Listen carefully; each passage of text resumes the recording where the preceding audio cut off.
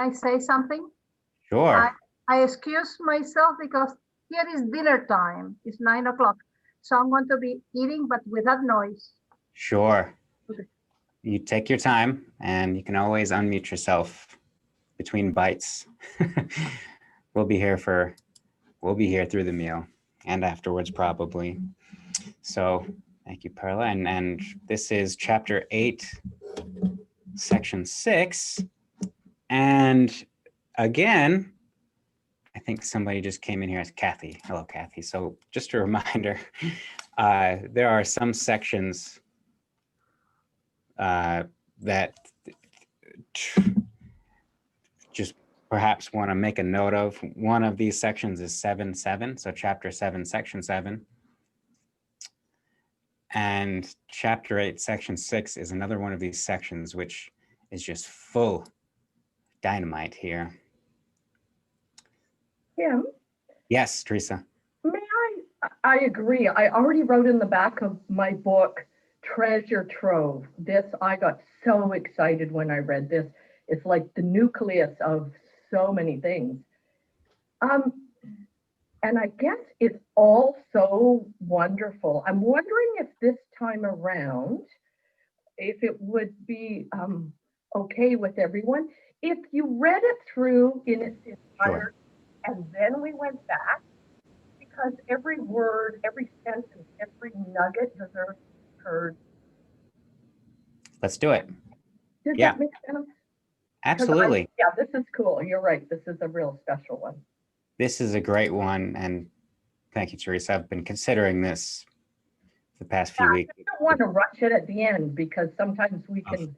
Yeah, well, I know because trust me, I was devoting plenty of time for the end because the end is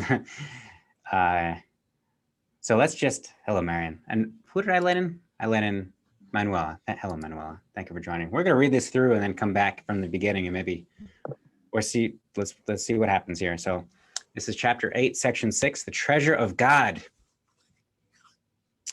So if everybody has access to this, I think Karen has the link. She could put it in chat, or feel free to just read along here or in your book, whatever you prefer. It's right here. So let's begin this.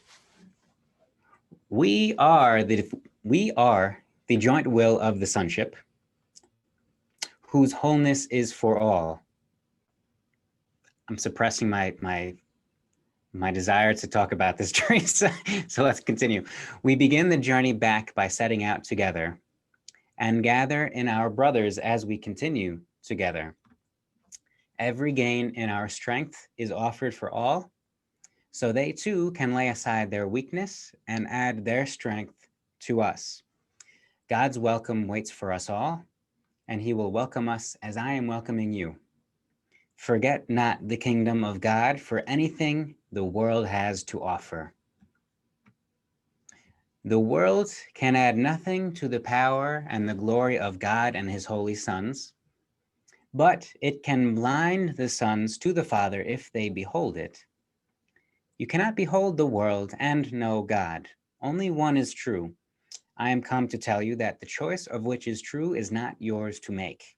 If it were, you would have destroyed yourself. Yet, God did not will the destruction of his creations, having created them for eternity.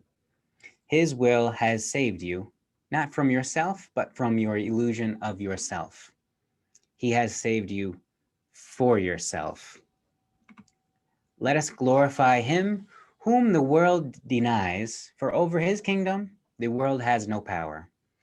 No one created by God can find joy in anything except the eternal, not because he is deprived of anything else, but because nothing else is worthy of him. What God and his sons create is eternal, and in this, and this only, is their joy. Listen to the story of the prodigal son and learn what God's treasure is and yours. This son of a loving father left his home and thought he had squandered everything for nothing of any value. although he had not understood its worthlessness at the time. He was ashamed to return to his father because he thought he had hurt him. Yet, when he came home, the father welcomed him with joy because the son himself was his father's treasure. He wanted nothing else. God wants only his son because his son is his only treasure. You want your creations as he wants his. Your creations are your gift to the Holy Trinity, created in gratitude for your creation. They do not leave you any more than you left your Creator, but they extend your creation as God extended himself to you. Can the creations of God himself take joy in what is not real? And what is real except the creations of God and those that are created like his? Your creations love you as you love your Father for the gift of creation. There is no other gift that is eternal, and therefore there is no other gift that is true. How then can you accept anything else or give anything else and expect joy in return? And what else but joy would you want? You made neither yourself nor your function. You made only the decision to be unworthy of both. Yet you cannot make yourself unworthy because you are the treasure of God, and what he values is valuable. There can be no question of its worth because its value lies in God's sharing himself with it and establishing its value forever. Your function is to add to God's treasure by creating yours. His will to you is his will for you. He would not withhold creation from you because his joy is in it. You cannot find joy except as God does. His joy lay in creating you, and he extends his fatherhood to you so that you can extend yourself as he did. You do not understand this because you do not understand him. No one who does not accept his function can understand what it is, and no one can accept his function unless he knows what he is. Creation is the will of God. His will created you to create. Your will was not created separate from his, and so you must will as he wills. An unwilling will does not mean anything, being a contradiction in terms that actually means nothing. When you think you are unwilling to will with God, you are not thinking. God's will is thought. It cannot be contradicted by thought. God does not contradict himself, and his sons who are like him cannot contradict themselves or him. Yet, their thought is so powerful that they can even imprison the mind of God's Son, if they so choose. That choice does make the Son's function unknown to him, but never to his Creator. And because it is not unknown to his Creator, it is forever knowable to him. There is no question but one you should ever ask of yourself. Do I want to know my Father's will for me? He will not hide it. He has revealed it to me because I asked it of him and learned of what he had already given. Our function is to work together because apart from each other, we cannot function at all. The whole power of God's Son lies in all of us, but not in any of us alone. God would not have us be alone because he does not will to be alone. This is why he created his Son and gave him the power to create with him. Our creations are as holy as we are, and we are the sons of God himself, as holy as he is. Through our creations, we extend our love and thus increase the joy of the Holy Trinity. You do not understand this because you who are God's own treasure do not regard yourself as valuable. Given that belief, you cannot understand anything. I share with God the knowledge of the value he puts upon you. My devotion to you is of him, being born of my knowledge of myself and him. We cannot be separated. Whom God has joined cannot be separated, and God has joined all his sons with himself. Can you be separated from your life and your being? The journey to God is merely the reawakening of the knowledge of where you are always and what you are forever. It is a journey without a distance to a goal that has never changed. Truth can only be experienced. It cannot be described, and it cannot be explained. I can make you aware of the conditions of truth, but the experience is of God. Together, we can meet its conditions, but truth will dawn upon you of itself. What God has willed for you is yours. He has given his will to his treasure, whose treasure it is. Your heart lies where your treasure is, as his does. You who are beloved of God are wholly blessed. Learn this of me, and free the holy will of all those who are as blessed as you are. So, plenty to unpack here. Thank you for the suggestion, Teresa. Now, again, as what we brought in last week, one of the key components of these gatherings is to equip us all with the know-how and the experience and the familiarity with this text so that we can read it on our own and glean from it rather than considering it a strange text with foreign language and so forth. So I will say for those who may be new here, through this whole first read through, for me, the most unsettling words were the masculine pronouns and referring to God as him and referring to his son. Clearly, this has nothing to do with gender, nothing to do with limiting God to masculine, male, or limiting God's creation to male. This is the first thing that I would like to address, is that God is not limited to he. God is he and she and it and they and we and I and everything else that could possibly exist.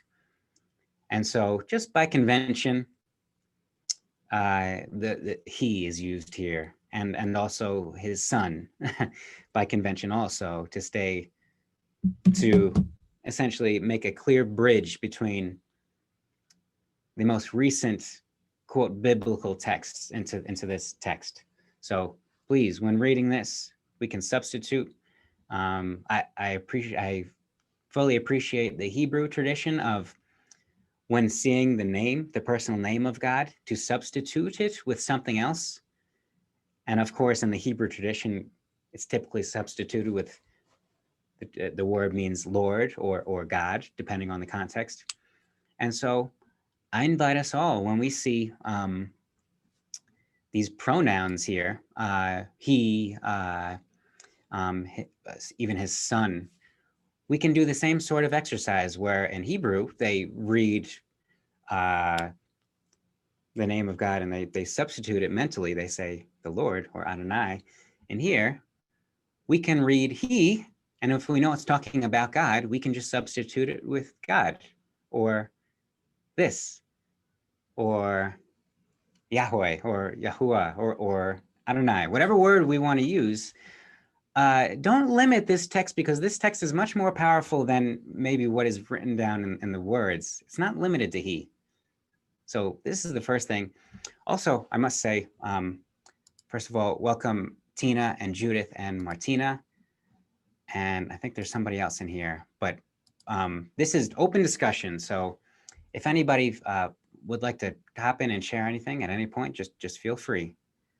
Go ahead, Teresa. I was going to say, this is also a word that is missing in the English language. Other languages do have words. The closest I can think of that we have is human. Human means, it's not male or female, but it is, I've never taken offense to it because I always see it as we don't even have a word that incorporates us all. So I just wanted to acknowledge that. Yes, thank you, Teresa. And it's certainly true. So we can see suns. We could think humans. We could think of creation. We could think of the universe. All of these are talking about what A Course in Miracles refers to as God's holy sons. This is not this is not just a select few male humans. No, no, no. This is all of creation. So God and his holy sons are all of creation and all of the perspectives of creation. So each of us holds a piece of perspective and understanding A Course in Miracles, where truth has no size, love has no size, God has no size, and so knowledge has no size. So any piece of it contains all of it. And so because we hold a piece of perspective of all of creation, we hold all of creation in our perspective. So this is, kind of dancing around what it really means when we're talking about God and his holy sons. We are God's son, daughter, creation, gender neutral, has nothing to do with gender. We are a perspective of God. We are a perspective of ourself. And so let's start over, and of course, if anybody has something to say, you can let me open up the chat. Feel free to put it in chat, or just feel free to hop on a dialogue. I can't see the chat box, so it's okay. So we could start over here, and we could take it a bit more slowly because there's a lot in this section. And some of it might get buried under this language, which is our job is to unpack it so that the language is not a barrier, so that we can see what this is saying. So again, chapter 8, section 6, the treasure of God. And of course, really, I think, Perla, do you have something to say? And feel free, I only see a few people here, so I won't see you if you raise your hand, but feel free to hop in. Okay, here I am. I unmute myself. I am translated for what I read this morning in Spanish, so bear with me. It's a number 8 of some part. It says when they talk about, I wish to know my Father's will, that he proposed, that he disposed, that he wants for me. Let's put it that way. Somewhere in the end, more or less, it's something like that. How do I know what God wants for me? That's such a hard question. So first step, Perla, is to acknowledge that it is the simplest question that exists. Not that it's hard, because if we start off from the point that it's hard, okay, we're framing it. Okay. Yes, I got it. So first step is to release the resistance to receiving the answer. Got it. I'm ready. give me the answer. Good. Okay, good. Good. But we'll come back to this, Perla. Oh, okay. We'll come back to this. We'll read this and get back to this so we can talk about it a bit more fully with these sections before. So hello, Diane. Step to step. Yes, thank you. Beautiful. And I'll put in these, I'll pause for 5 seconds every so often, so everybody feel free to hop in. So here we can start from the beginning here. We are the joint will of the sonship, whose wholeness is for all. So just first thing, isn't it interesting? It's actually, as I understand it, it's fairly rare or seldom that in A Course in Miracles, the we is brought in. So we, as I take this, is the voice of Christ and our sense of self that feels separate from Christ.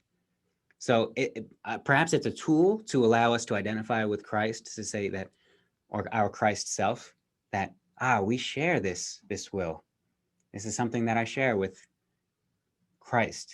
And so the distance can diminish, if there is any, to begin with. So we are the joint will of the sonship. And again, the sonship is not a bunch of male humans. It's all of creation, including ourselves and all that we see and all that we think and all that we experience. Every possible permutation of this is the sonship, and any possible permutation that can exist. Note how there are some things that cannot exist, like we cannot be separate from God. So that is not the sonship. But anything that can exist is the sonship, whose wholeness is for all. We begin the journey back by setting out together and gather in our brothers as we continue together. And so we're setting the stage for a journey here. We begin the journey back by setting out together and gather in our brothers as we continue together. Every gain in our strength is offered for all, so they too can lay aside their weakness and add their strength to us. This is a very unifying section. Certainly we is fitting for this. God's welcome waits for us all. And for this, I will substitute God for he, because that's how I feel is the most substantial way to read it. God's welcome is for us all, and God will welcome us as I am welcoming you. Forget not the kingdom of God for anything that world has to offer. And so that I'm reading the world, and just to make it clear, again, I know we repeat things throughout, but perhaps repetition can help here. When A Course in Miracles talks about the world, it's referring to the imaginary world, but let's not mistake it for this world, because this world, first of all, what is this world? How are we defining this world? Are we defining it by the physicality? Are we defining it by the non-physicality? If we're leaving anything out of the picture, we're limiting the world, this world. And so the world, let's not make a mistake in associating the physical world with the illusory world. The illusory world is the world in which we believe we can be separate from God. That's that world. And notice how it's not the world, which is, we can say is this world, but it's that world. That world, there's always a distance. That world is always over there. It's never a part of myself. So if we can talk about, rather than the world, which this is the world, perhaps, let's talk about that world. So forget not the kingdom of God for anything that world has to offer. And again, we continue with this. That world can add nothing to the power and the glory of God and God's holy creation. But it can blind God's creation to God, the Father, Mother, Creator, if they behold it. So I know Karen likes behold. And so I'm going to pick on you, Karen. How do you understand this line to mean? It can blind the sons to the Father if they behold it. Well, First of all, behold is like, for me, it's like cherish and hold dear, and that often comes with exclusion of other things. So if we behold that world and hold that world of silly perception close to our heart and treasure it exclusively, then we're blind to this world. yes. Thank you. And just to clarify, we talk about that world and we refer to it as the world in which we believe we're separate from God. But if we can bring it a bit closer to awareness here, because maybe that seems like something that who would believe in that in their right mind? Nobody. But that world can take many different lenses to distort itself into looking perhaps appealing. So essentially, any world, it's funny, any world where we're limiting ourselves to a name, any world where we're limiting ourselves to a particular body, particular circumstance, particular set of values, anything that can be shown on a driver's license, anything that can be written in a bank account, anything that can be, you know, recorded as a history, all of that is that world. All of that is that world, because all of that is a set of limits. If we really, if we perhaps not behold it, but inspect it from afar, and we can see it in its entirety. If we behold it, then we're in it and we value it and we consider it holy. You know, essentially, when we ask the question, who am I? Or when we answer it, we're giving a limit if we behold that world. So not to And what's beautiful about what we're calling, what we're referring to as this world, is that it includes all of that as well. You know, the identities that we hold for ourselves and others hold for us. It's all inclusive. This world is all inclusive. Yes, it is. Thank you, Karen. It's it is. It's allowing ourselves to use these tools as tools, not as identities. And so I say this on the cusp. Why I'm laughing, I say it's funny, is because I say this on the cusp of, you know, I myself, I am called to embrace from the first some time I've gone by my first name, which is Tim. And now I'm called to embrace my last name, which is Noah. And so this whole thing of embracing my last name, and now I'm saying that names are not identity. So I know this, and it's good to have this reminder, because it's one thing to use it as a tool, as I'm telling myself now. It's one thing to use it as a tool. It's another thing to sit with it and and languish in it, sort of thing. So name, circumstance, anything that can be labeled with a word is that world. And that's a perfect description. You know, it's a tool. Is it a tool? Let me start again. Do we see whatever as a tool or as an identity? It's just right there, because it's not the thing itself. It's not being a mother or being a daughter or being a friend or being a Tim or being a Noah. It's not that in itself. It's what we're thinking about it, how we're using it. If we're using it as an identity, that is extremely limiting.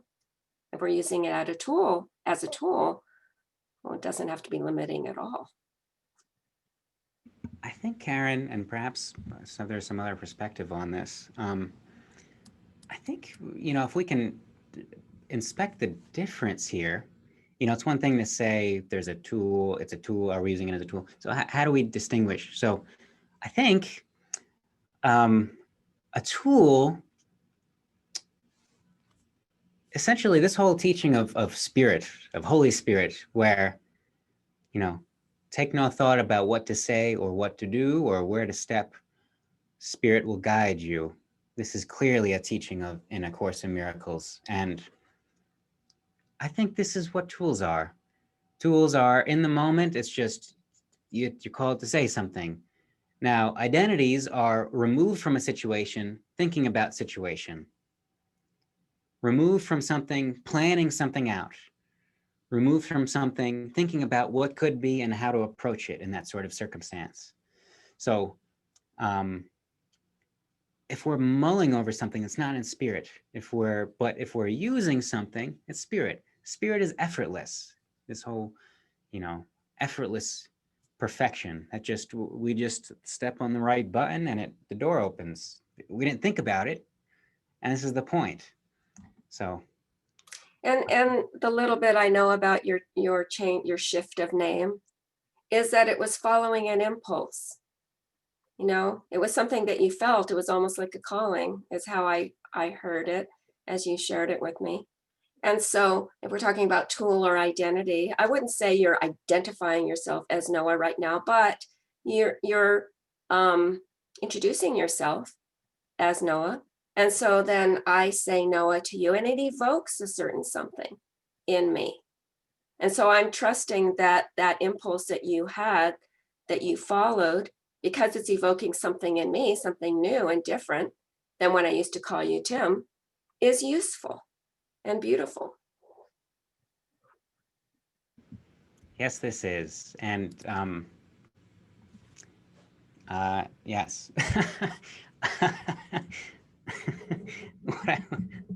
So, yeah, here's Noah for you. Let's see. Let's continue our reading here.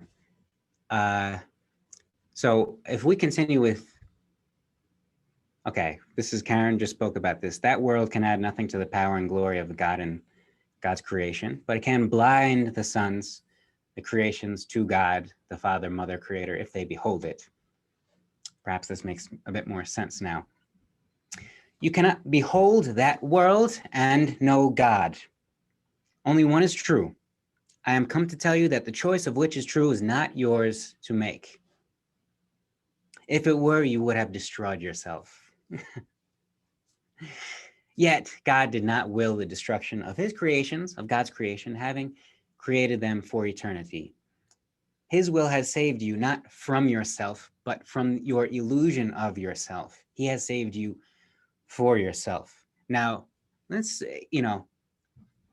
this, let's add a bit of context to this statement, because this is the culmination of many such thoughts in A Course in Miracles, which came before in chronological sequence and after in chronological sequence. So when this says you cannot behold the world and know God, and by the way, it's nice to see your lovely face too, Shabana and Kathy. Good to be back. It's good to have for you to be back with us too. Got my chat open. So we're told you cannot behold the world and know God. Only one is true. So this is again building upon this concept, really, the knowledge that truth is true.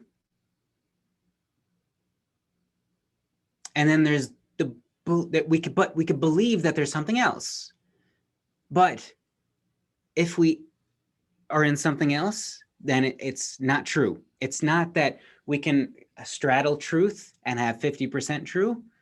It's not that we can have something that's 85%, almost 99% true. No, truth is true. Only with symbols and characters can something seem to be 50% true. Only in symbols is there such a thing as paradox. I am not saying this sentence, right? In symbols, it's a paradox. But in truth, there's no paradox. I'm saying the sentence that I'm saying I'm not saying the sentence, right? So only with symbols can we make something like a paradox. Only with symbols can we make it seem like ratios and proportions, even numbers and things that we use as tools that are so valuable to us. We count the population and we have a number of humans, but what is that really telling us? What is it really telling us? No two people are the same, yet we count them the same in numbers. It's not really true. Only in such a worldview can things like demographics and conflict make sense and seem to be true. So you cannot behold that world of separation, labeling things where the symbols are the truth, where there's separation and we need to use symbols to communicate, so on and so forth, and that we are limited to the particular set of symbols that we ascribe to ourselves. You cannot behold that world and know God. Only one is true. And furthermore, this is Christ. This is not anybody outside of ourself saying, in other words, this is our self saying, I am come to tell you, self, that maybe if you think you're separate from me, that the choice of which is true is not yours to make. So this is another thing that we can unpack of, we're building this up in A Course in Miracles, that the mistaken view of free will is that we could choose what is true, right? We can choose the whole list of ice cream and we could determine which one is the best. but that is an ego belief.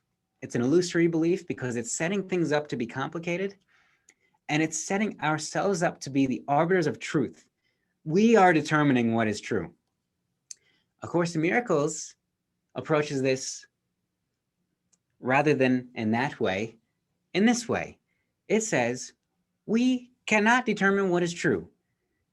Not only, and first of all, not only is that cause to rejoice, it is our free will. We are not the determiners of truth. And how is this best for us? How can we put it in terms that's best for us? God guarantees our existence, our being, our truth, the truth of ourself. If we had the power to determine what was true, we could nullify ourself. We could destroy ourself. We could say that we are separate from God. We could say we don't exist. We could banish ourselves, right? And so this is the safe key. God says, you have free will. Think whatever the heck you want, and you're always true. This is free will. It's not a limit. It's the unlimited. It's the true unlimited, because we are free to believe and think and experience whatever we want. But the truth of it is not ours to make. It's not ours to decide. The truth of ourself, the truth of what this is not for us to decide. Thank God. Thank God. It is the protection. It is our salvation. Salvation from what? Not from ourself, but from the illusion of ourself. Only the illusion of ourself can seem to threaten our existence. Hence, the notion of salvation, that we need to be saved, traditionally saved from something. From what? A Course in Miracles tells us very plainly, from the illusion of ourself. So are we really threatened in the first place? Only an illusion, only in belief. So we can continue here. Look, if somebody has something to say, just barge in. don't worry about it, or type it in chat. I have the chat open. Well, I just wanted to drop in, and maybe it's a little premature, but addressing your question earlier, Perla, when we really embrace this notion that what's true is true, and we have free will and we can believe anything we want, we can call it true, and we can call somebody else's not true. But when we embrace this notion that there's only one true, really one true, then we can also move into embracing the truth that our will is the same as God's will. And so the question of, well, what is God's will? How do I hear it? How do I find it? Becomes easier when we move into this understanding that it's one and the same. One and the same, Karen. Go ahead, Perla. My real question then is, what is my purpose? Or what is my mission? Or something like that. I know it's not an easy question, but yes, I thank you, Perla. Maybe somebody can know for me. What I'm driven to say after Karen's sharing is the more we feel into this about truth, that just the statement that truth is true. First of all, this is a statement that it's one of these things, of course, it's always true. Like, truth is true. Yes. And it is fully simple. We could even say truth is, to make it even, but to fully communicate it, truth is true, right? And so we can discard it or put it aside as a trivial truth. And of course, it is a trivial truth, but it's also a profound truth. We can hold on to it and let it reveal itself to us, what this really means, because the fullness of this, if we understand that truth is true, first of all, this is the only teaching in A Course in Miracles.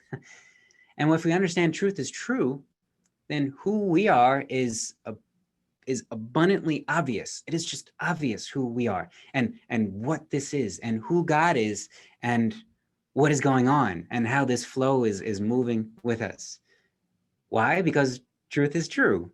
And so if we're looking at the world with this willingness, A Course in Miracles shares the teaching of the little willingness. And essentially, it's just the willingness to see things differently. The willingness, and what this means is willing to be shown something.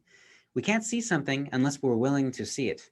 So to be willing to see, just to be willing, not to actively look for it, but just the willingness brings it to us. So all this being said, as Karen shares, what I'm called to share here is as we're feeling into this and feeling into God and self and identity, and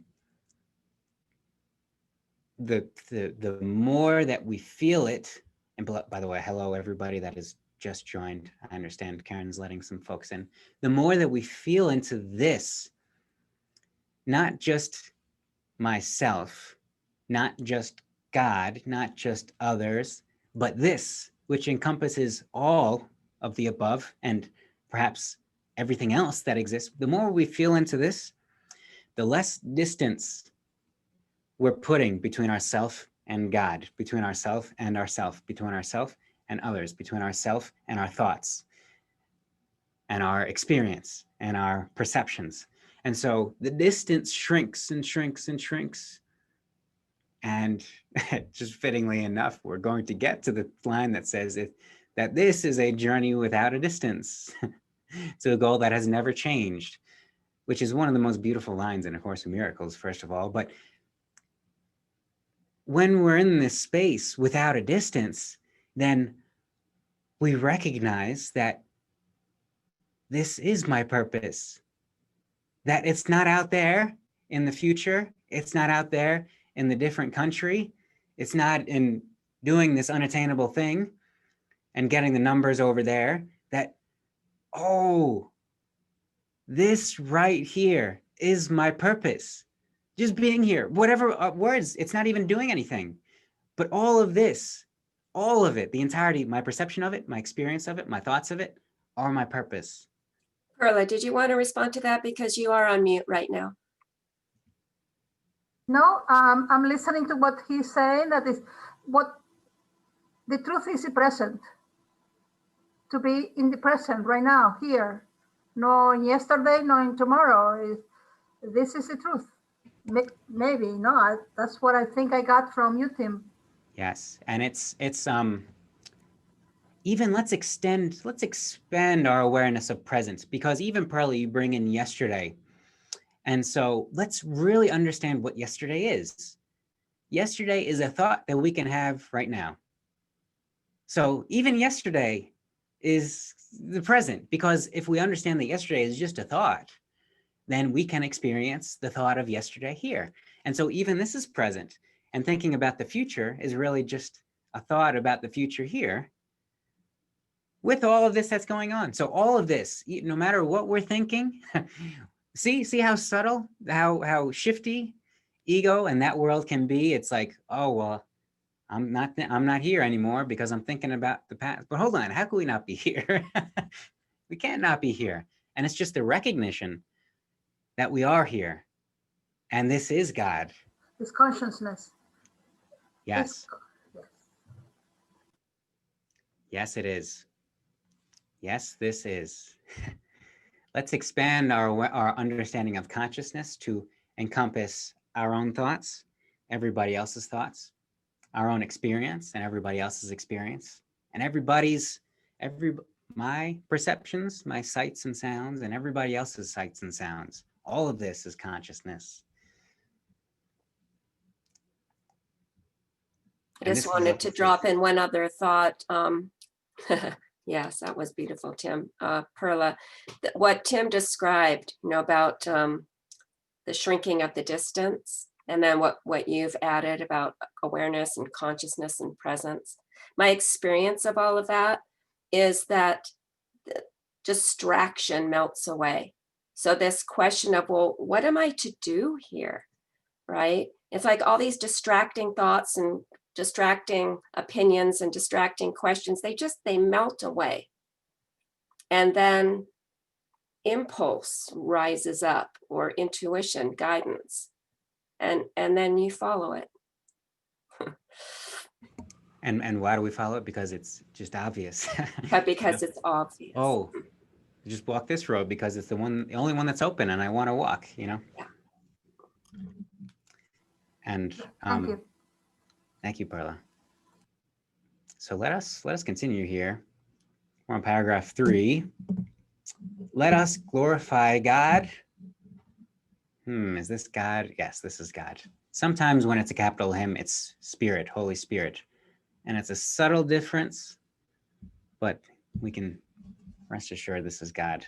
Let us glorify God, whom the world denies, for over God's kingdom, the world, that world, again, this is that world, has no power. No one created by God can find joy in anything except the eternal. Not because he or she is deprived of anything else, but because nothing else is worthy of him or her. Isn't this beautiful? To think like, I think we're approaching this. Did we already read this about littleness? There's a section in A Course in Miracles that talks about the difference between littleness and magnitude. Magnitude is one. There's one magnitude, and it is equal, where the magnitude of God is our magnitude, because any part of it is equal to the whole of it.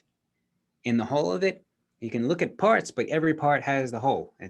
You can think of a fractal. If we need a symbol for this, it's a fractal, where you can look at any small part and it contains the whole. This is magnitude. Eternal is another way of saying this.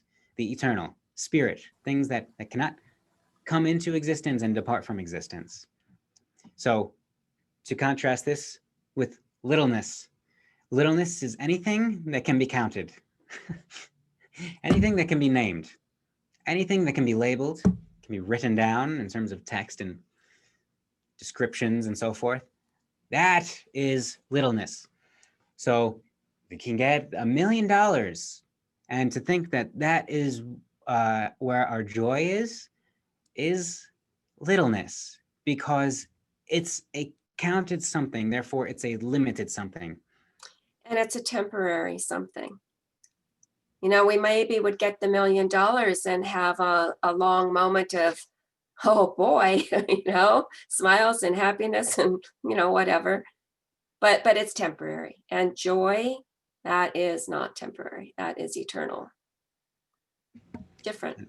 Yes. And so littleness is not so much that those things which are tools, like the dollars and the cents and the names and the awards and things, not that they cannot lead to joy or that they can facilitate joy, but in themselves they are dust. They're nothing. They're symbols, right? So if we place that thing, whatever it is, with a quantity or a name on the altar, it will disappoint us. Why? Not because we're being deprived of it, but because that is not worthy of us, who are part of God, and thus entirely God. The only thing that is worthy for us is the eternal. This is where our joy is. Something that, and what is eternal? What is joy?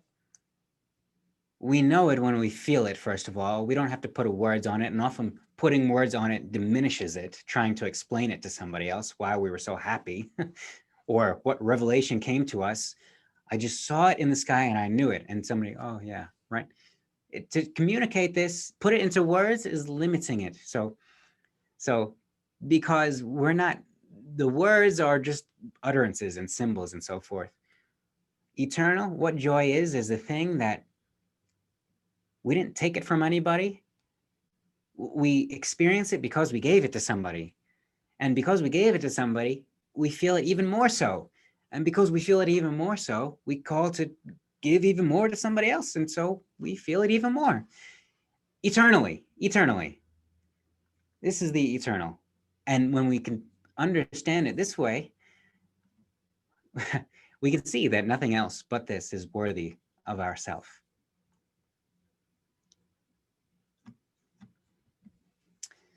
So here we're in paragraph 4.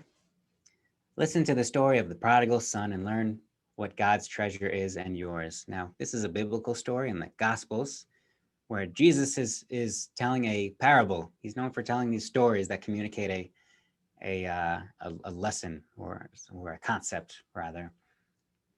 And so this summarizes the story.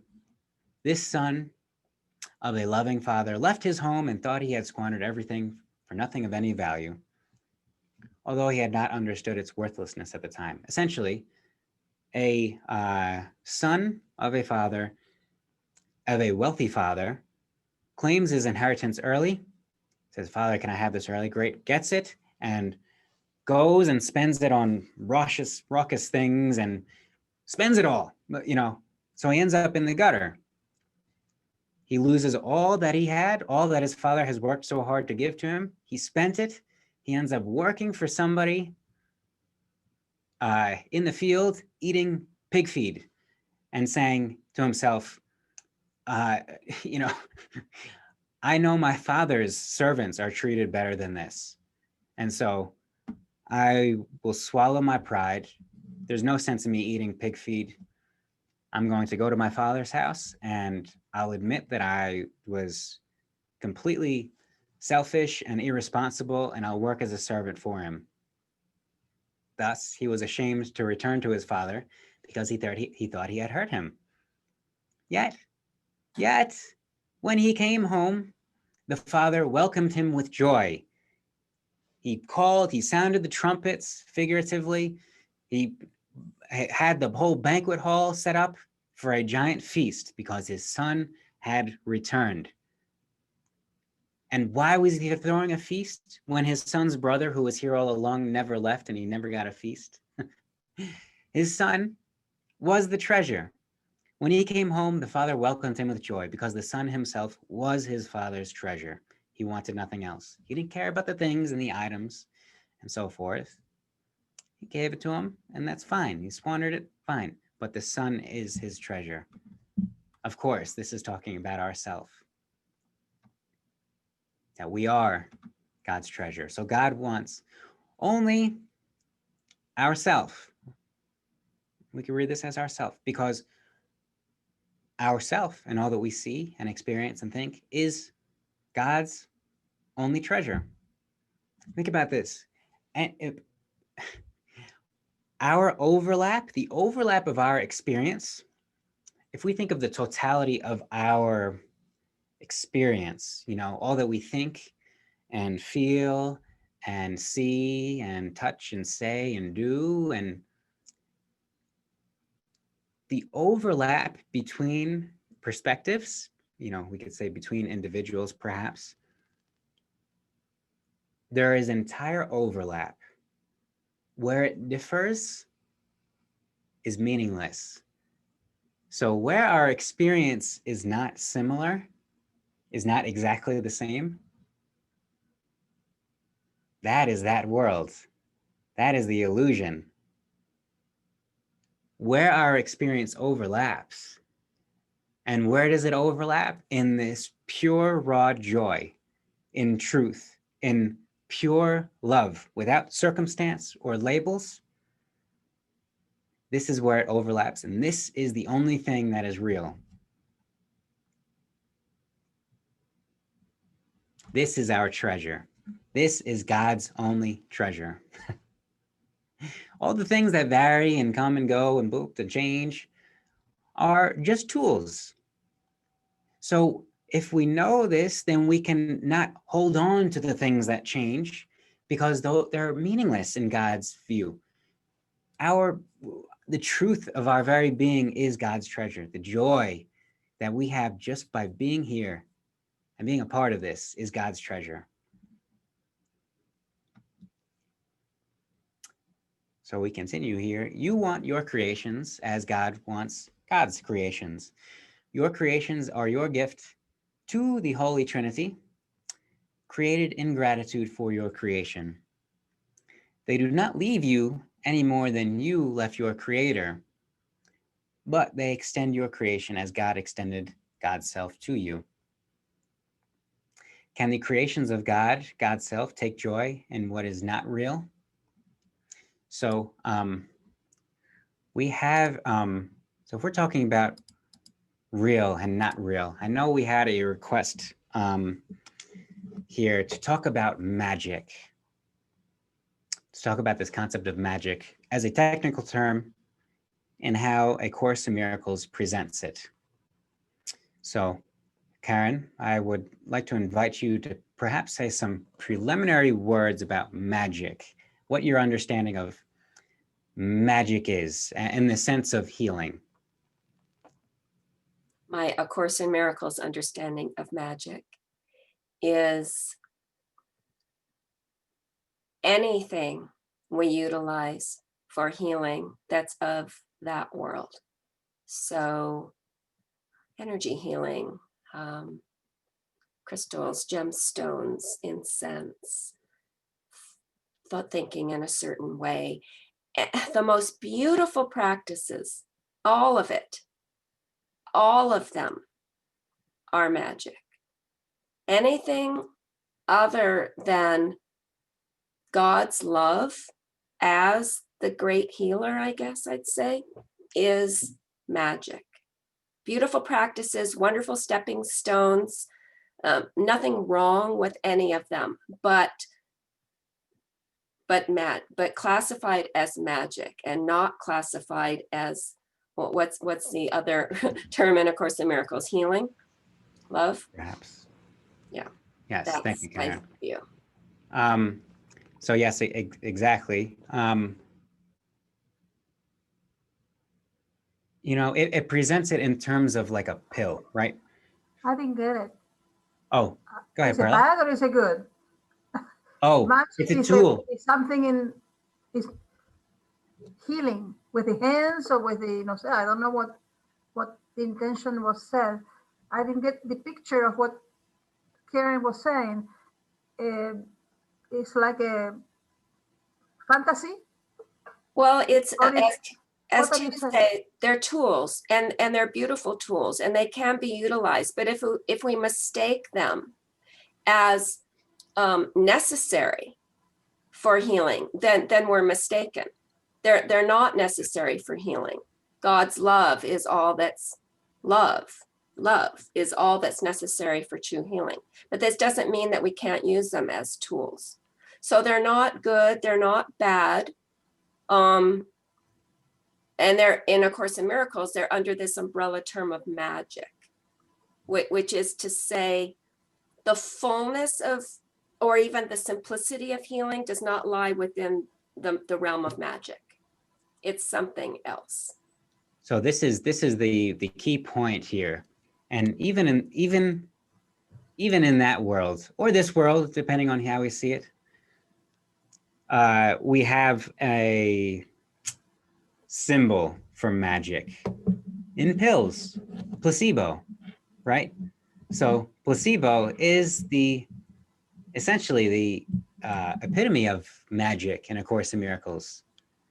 Now let's understand what it's saying. It's saying magic because what we're doing when we attribute our own healing to something outside of ourself. This is really the fundamental nature of magic.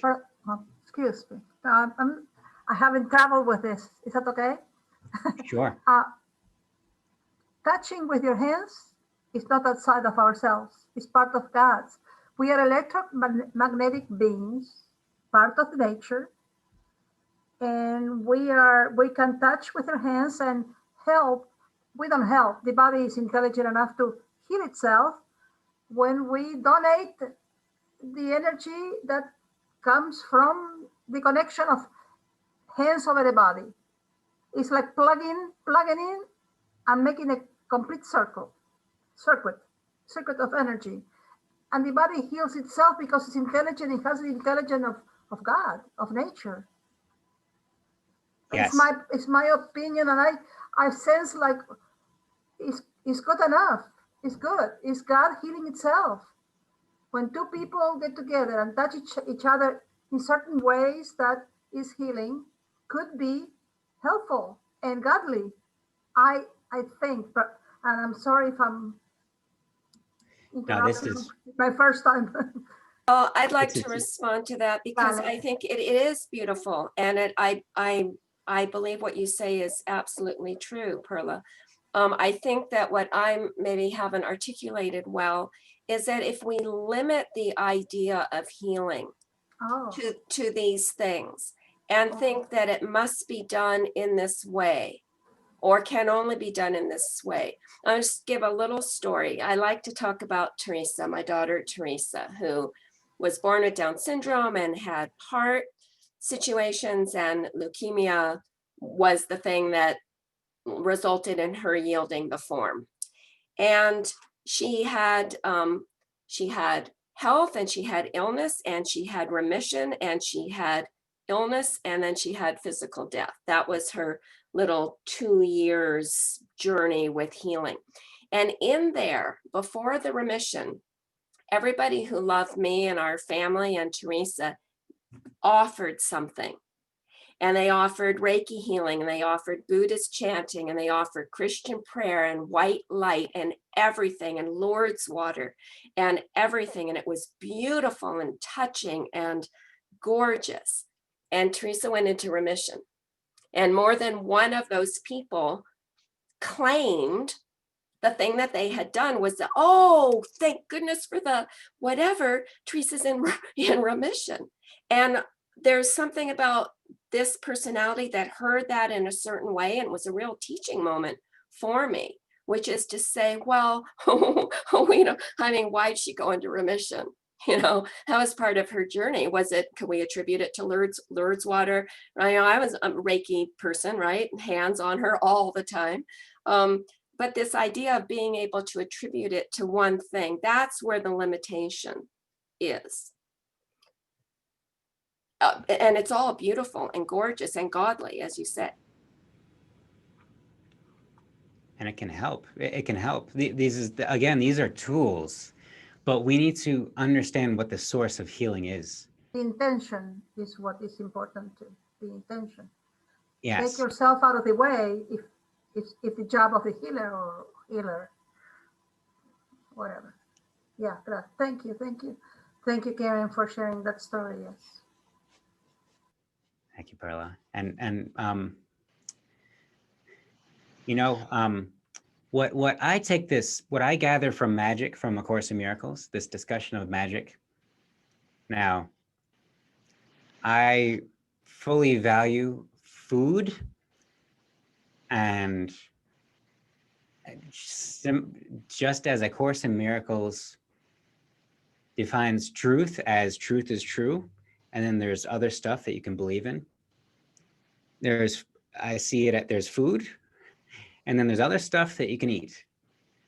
And so I understand, I know that A Course in Miracles is even more fundamental than even the belief of what is food and what is not.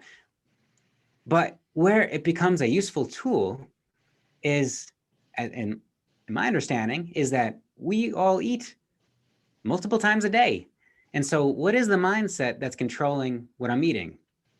Why am I choosing to eat what I'm eating? Why am I choosing to eat such and such way? And this is what heals us. It's embodied in the food that we eat, but it's our decision about the food before it even comes to us that heals us.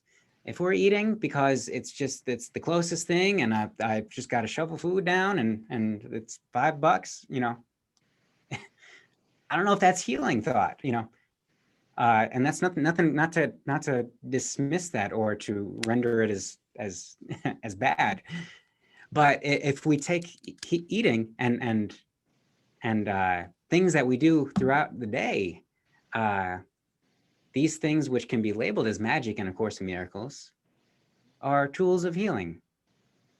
So I do eat garlic, to as a cleanse, raw garlic. I mean, why? Because, if anybody eats raw garlic, you'll know why, because it burns the whole system.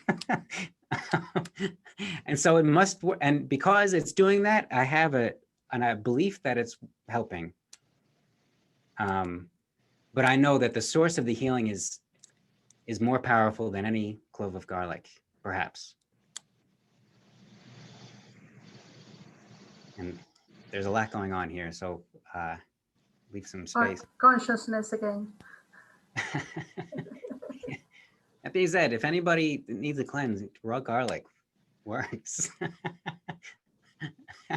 And let's just drop God's will into this conversation, right? Because any conversation about healing, I always kind of get moved into this realm of, and again, I have a personal experience with this, more than one, but that's a big one for me. What is healing? Is healing staying alive forever? What is healing, right? So that's another limitation when we think that if we utilize any of what we're referring to as magic, but with love in my heart, using the word magic, if we're utilizing any of that garlic or hands-on healing or any, pharmaceuticals, anything. Oh boy, I just lost my train of thought. Oh, and the intention is, to not die, not leave this physical form, then that's a limitation. That's a big limitation, because what's God's will for a tree or a flower or a child? Yes. And even just bringing in like death and things is selling ourselves short here. So also very important to note, Shabana says it also, garlic keeps the vampires at bay. So it's a 2-for-1. We could talk, I think magic will come up again. We could expand upon this. Well, let's continue here because there's just such nice writings here. So we can start from sentence 2. You want your creations as God wants God's. Your creations are your gift to the Holy Trinity, created in gratitude for your creation. They do not leave you any more than you left your Creator, but they extend your creation as God extended God's self to you. Can the creations of God, God's self, take joy in what is not real? And what is real except the creations of God and those that are created like God's? Your creations love you as you love your Father, Mother, Creator, for the gift of creation. There is no other gift that is eternal, and therefore there is no other gift that is true. How then can you accept anything else or give anything else and expect joy in return? And what else but joy would you want? You made neither yourself nor your function. And as a side note, what does it mean to make yourself? Shabana says it nicely. When somebody says, I'm a self-made man, that's making yourself. Self-made woman, whatever. So you made neither yourself nor your function. Our self is so much greater than whatever self that we can make of ourself. You made only the decision to be unworthy of both, if you're choosing that. Yet you cannot make yourself unworthy because you are the treasure of God, and what God values is valuable. There can be no question of its worth, the treasure. There can be no question of your worth, the treasure of God's worth, because its value lies in God's sharing God's self with it and establishing it true, its value, rather, forever. Saying value forever. And by the way, the value continually increases. This is the visual that we're given. Your function, Perla, you're asking your function. Your function is to add to God's treasure by creating yours. His will to you is his will for you. He would not withhold creation from you. So technically, he will not withhold creation from you because his joy is in it. You cannot find joy except as God does. His joy lay in creating you, and God extends God's creation to you so that you can extend yourself as God did. You do not understand. Let's rephrase this. If you do not understand this, it is because you do not understand God. No one who does not accept his function can understand what it is. And no one can accept his function unless he knows what he is. So isn't this interesting? In order for us to accept our function, we must know what we are.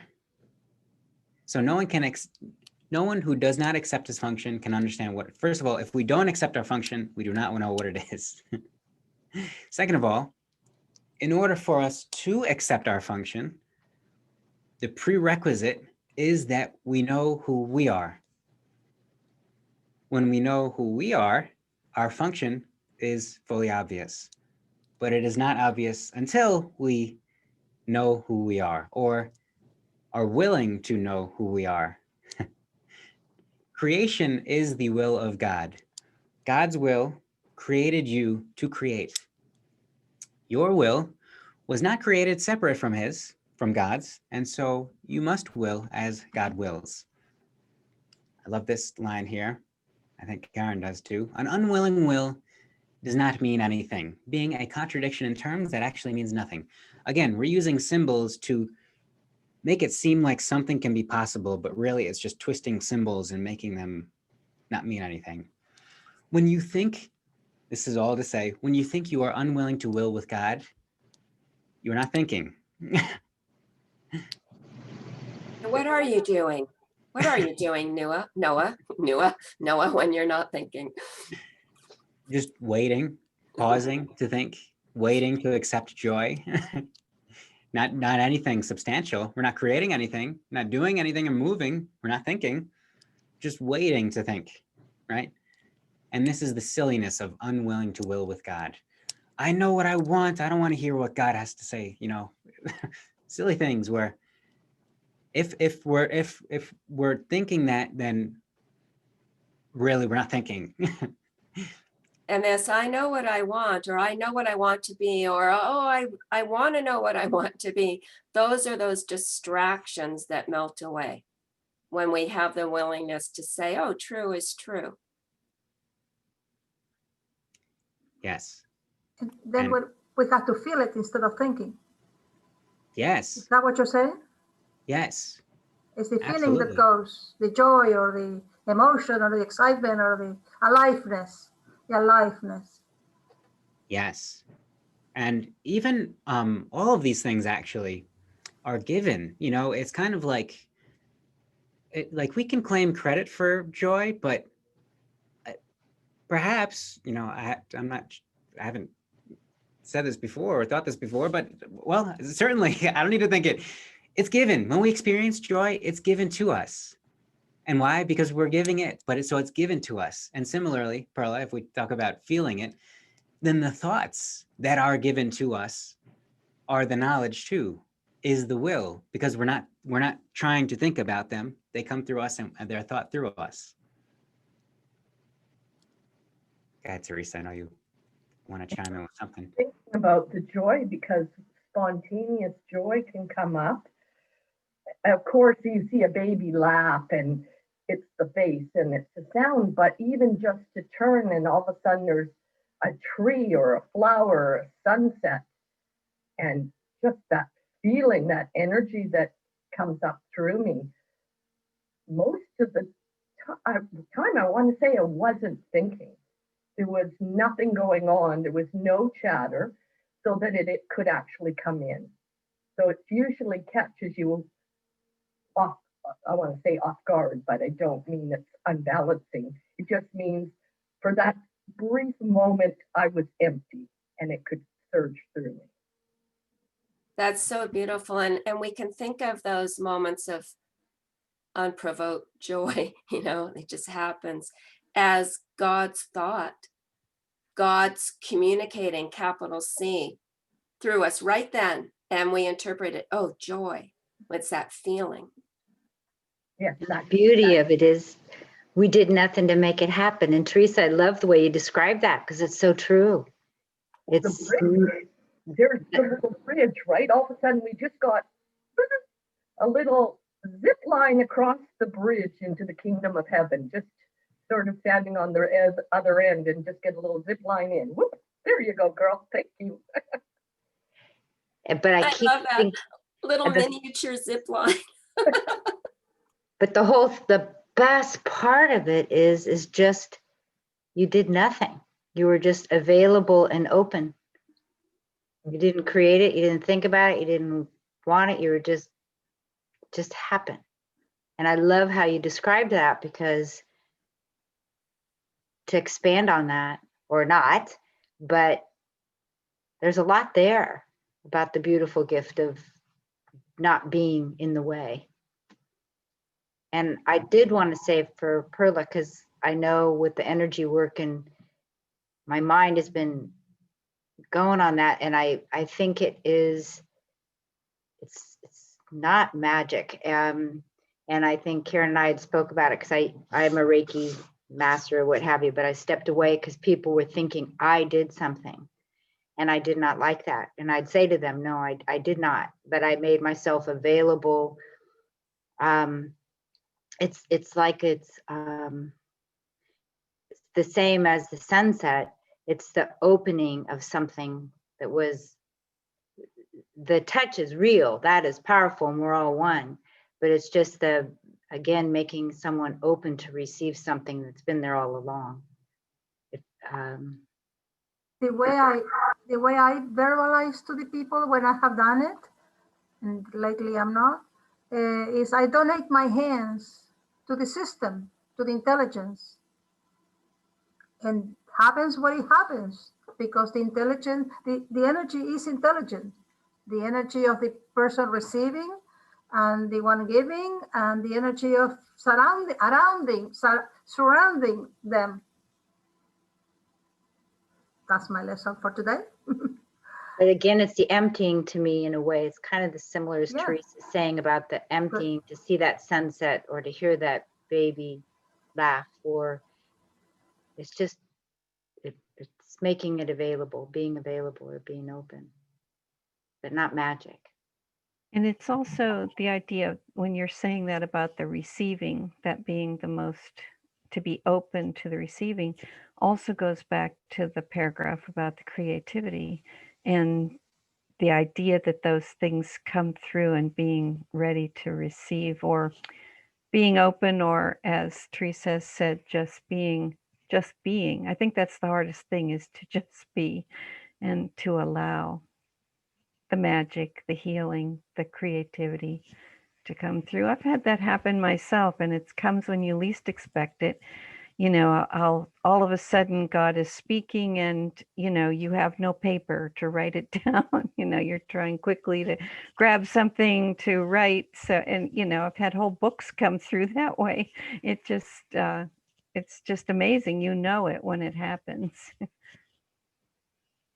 And I had an experience I've shared before where someone had been crushed by a tree, and I got the message to go hold his hand.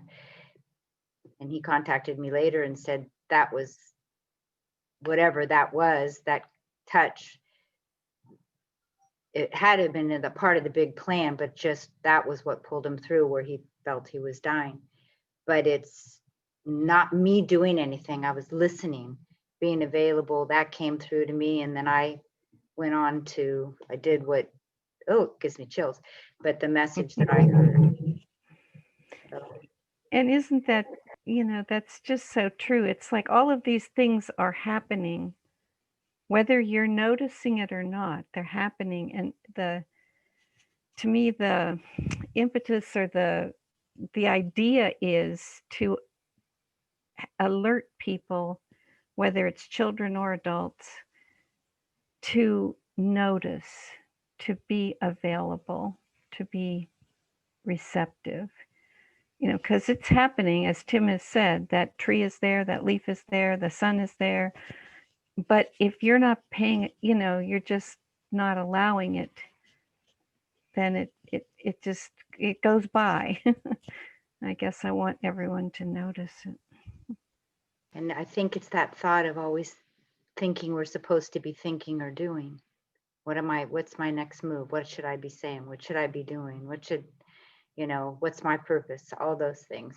And it's more of that trusting in being without the thought of the next move. Thank you. Then it comes. That's me good to hear you say that. Thank you. And one more thing. Thank you, Kathy, and Marion, and Perla for sharing. Well, I'd just like to bring one more thing before we continue this here.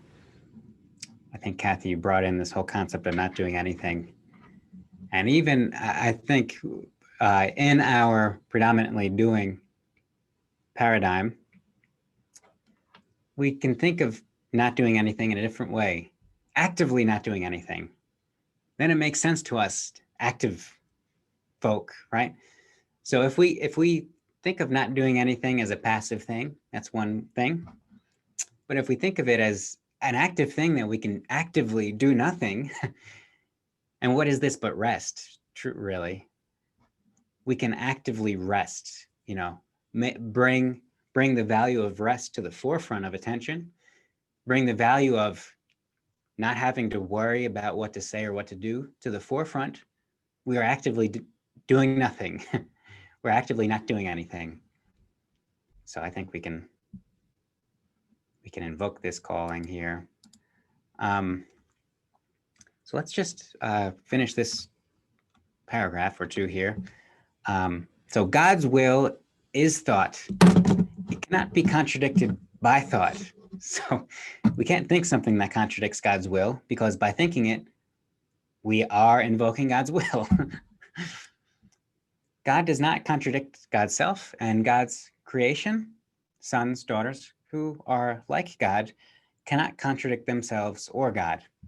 Yet their thought is so powerful that they can even imprison the mind of God's creation if they so choose. The choice does make the sons, the creation's function unknown to him, but never to his creator, never to God.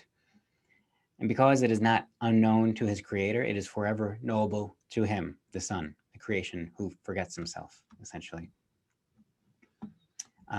There is no question but one you should ever ask of yourself. Do I want to know my Father's will for me? Do I want to know God's will for me? Do I want to know my Creator's will for me, my mother's will for me? We could reframe this. Do I wish to experience the love of God? Do I wish to know truth? It's all the same question. And notice how it's not bringing us to try and think about it or try and do something for it. The only question we're asked to ask is, do we want it? Ask ourselves, do I actually want to know God's will for me? This is it.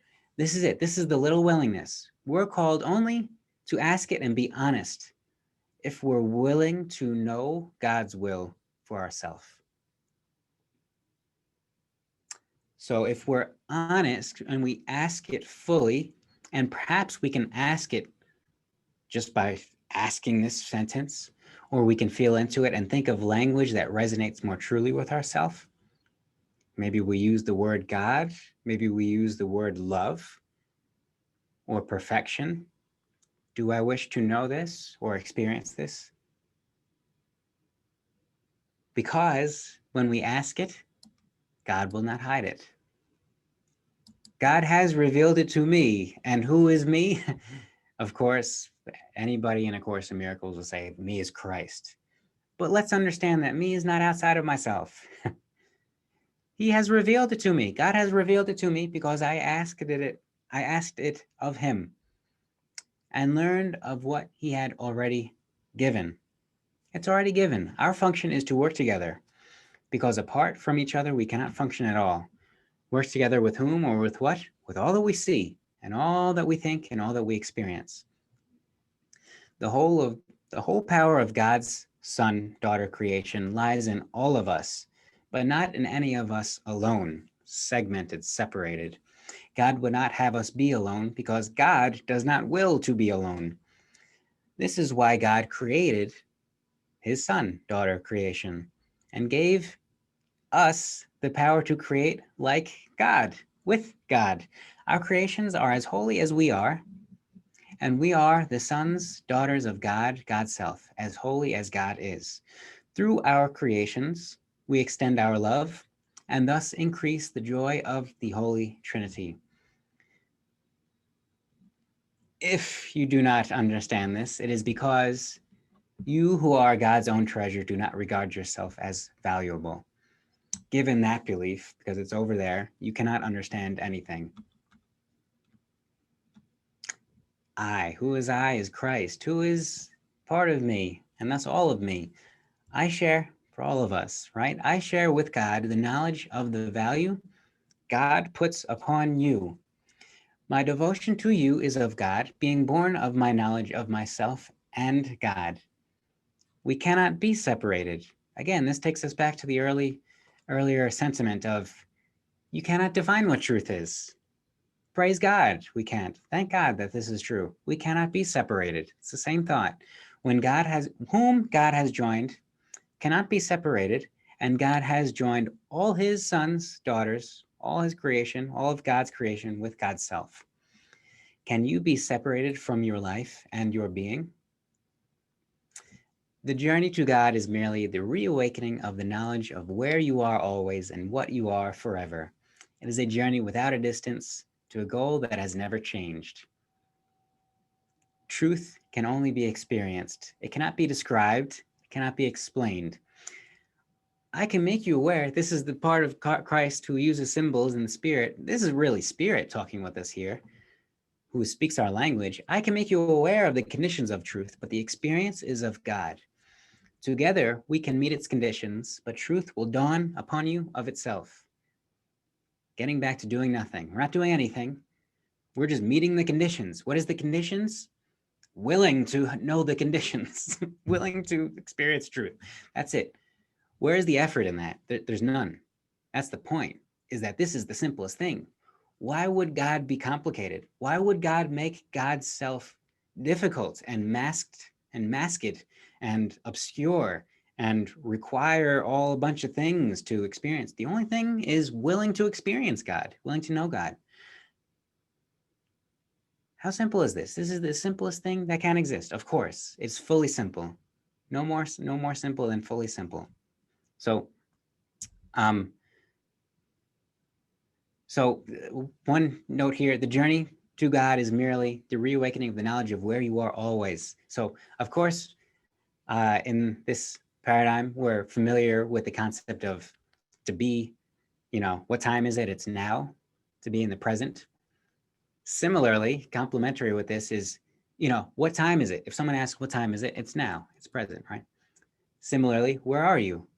I'm here, right here, where I've always been. I've always been here. The heart of the center of my being has always been right here. And this, I know that this one tends to get lost because we're going over there, and now I'm in Milwaukee, but I'm always here, always right here. So one more paragraph here. These later ones tend to speak for themselves, Teresa. So what God has willed for you is yours. God has given God's will to God's treasure, whose treasure it is. Your heart lies where your treasure is, as God's does. You who are beloved of God are wholly blessed. Learn this of me and free the holy will of all of these who are as blessed as you are. Ta-da! I have something to share this morning. I got a little message, and it goes right along with our reading today, or the readings always, with the Course in Miracles. And it just, another miracle, another truth to be discovered. I will do this by uncovering my heart. Stillness speaks, overcome by love. And I just think that's what this book is telling us constantly. To open the heart and receive the love. Absolutely. And even to complete this, how do we receive it? By giving it. Right. That's how we receive it. So thank you for joining. Marielle, I see you put something in chat. Did you want to, I didn't even get to read it yet. I don't know if you want to speak about this before we leave. Well, I just, the first time I heard people talk about energy healing as magic was from Sounds True. And it's the one who started that interview, Damien Eccles. I think he's a guy who spent 18 years in prison and he was wrongly convicted, and he developed relations with angels. So he calls it high magic, but it's the only time I heard people speak of energy healing as magic. So I just thought I made the link. I would make the link. Excellent. Thank you, Marielle. I don't know if you wanted to put a link in there for us to see. I see a description. Feel free to put a link for us to share. And again, I just want to say the technical terms, don't worry about much about like what the connotations can be. It's just a technical term to talk about things. So it has nothing to take away from all these beautiful healing modalities because they heal. So Diane, I see you have a hand raised all the way from France, yes? Yes, I wanted to say that, yes, we're talking about healing. Can you hear me well? Yes, we can. We can hear you. Okay. Yes, so I have news about my sister who caught COVID-19 about like 2 weeks ago. And the good news is that her daughter, 17-year-old, 18-year-old daughter and the husband are fine. Now they healed from COVID-19. And so I wanted to share with you that doctors and pharmacists in France, they tell us that raw garlic is a natural antiviral, antibiotic, but antiviral. And that's what they have been eating with their salad. So I think it really helped them. I was a little worried for my sister because she's a little overweight, and so she had more chances of ending up on the ventilator, but that was not the case. So really, I mean, everybody's at risk of catching COVID-19, so I really wanted to share this with you. And there's also the pharmacists say that essential oils like Ravinsara and Niaouli, I will write it in the chat, they are also antivirals. So my neighbor, she caught COVID-19 and she healed in 3 days with essential oils. So it's really powerful. And so what I say does not replace the consultation of a doctor, but I thought it was important to share. Thank you. Yes, thank you, Diane. And put those names in chat, please, the names of those. I know, Diane, I'm going to put you on the spot here because I know you also advocate for a more core dietary practice of veganism. Oh, yes. You're right. I forgot to say that Dr. Neil Barnard and Dr. T. Colin Campbell say that the vegan diet best helps us fight COVID-19 because it tackles the underlying conditions that make the comorbidities like diabetes, hypertension, obesity, disease of the lung, asthma, which make COVID-19 more deadly. So it's really too bad that this information is just not given to the public, even if officials know it. It's really, and they don't because they want to protect the meat industry. So it's a scandal, but so it's nice if we can share this information. Thank you, team Noah. Thank you, Diane.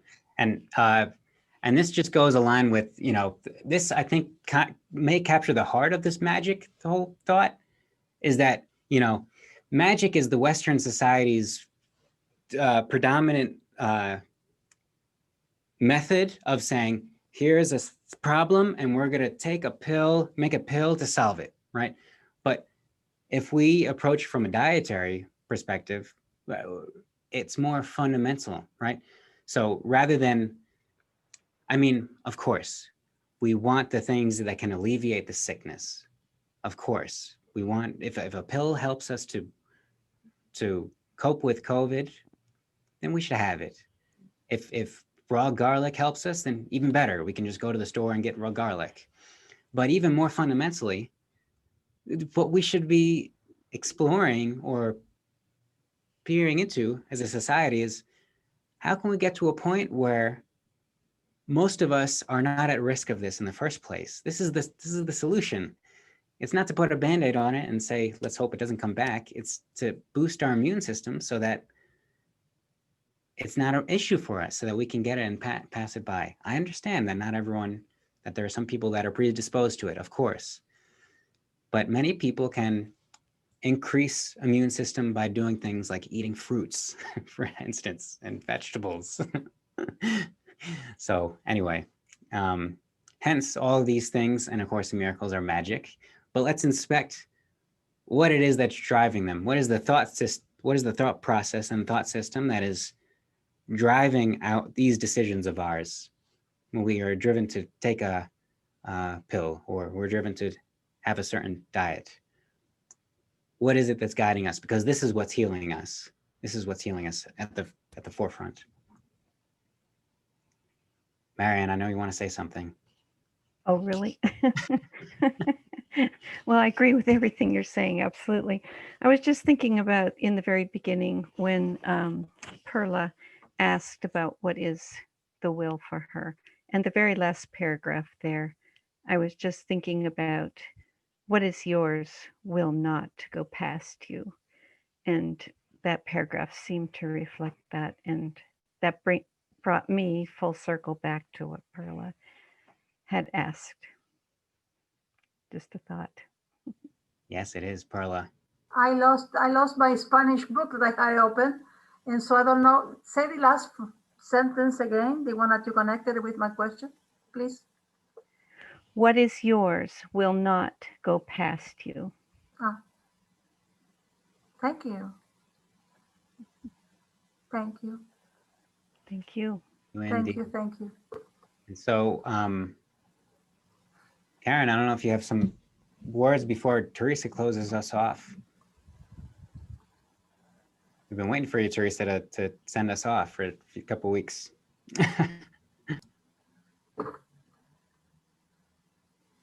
I'm just waiting. It's Karen. Okay. Yes, I do actually. As love, we are here to walk our brothers home. I'm going to reread it, and I'm going to change the words like Tim always does, and replace love with God and home with the kingdom of heaven. As God, we are here to walk our brothers home to the kingdom of heaven. That's beautiful. Thank you, Teresa.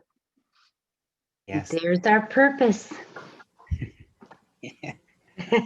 Much simpler than we thought. Thank you, Teresa. Thank you all. Can I request, I don't know if you will share a copy of the PDF, a book through the computer in English?